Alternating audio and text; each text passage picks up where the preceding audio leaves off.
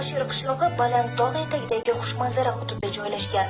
Qishloqning shundoqqina pastida Qashqadaryoning irmog'i ulkan chinorlar ostidan hayqirib oqadi.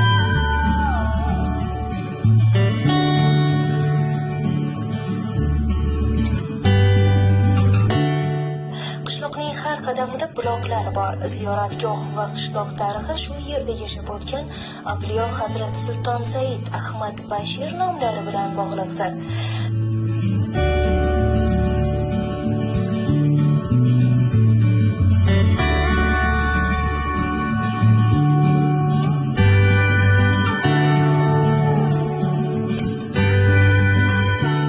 Hazrati Bashir tarixi kitobida keltirilishicha, Hazrati Bashir Amir Temurning piri, Said Barakaning ukalari Said Ne'matullohning karomatlari tufayli dunyoga keladi.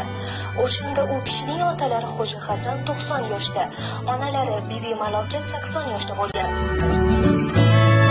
Hazrati Bashir karomatgo'y, avliyo, kamolat cho'qqisiga erishgan salohiyat egasi.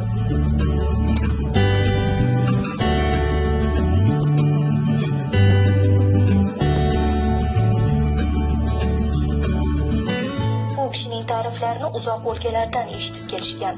Hatto Mo'g'uliston xoni Jaloliddin taxtdan voz kechib, Hazrati Bashirga murid tutinadi. Aytishlaricha, Mirzo Ulug'bek Samarqand xirojining bir qismini Hazrati Bashirga yuborib turgan. Bu yerga har yili minglab kishilar kelib, Hazrati Bashirning Niyoztepadagi qabrlarini ziyorat qilishadi.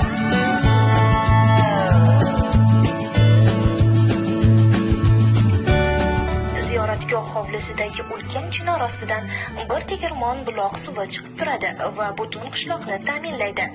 Ziyoratchilar ushbu buloq suvini Makkatullodagi obi Zamzam suviga qiyos qilishadi.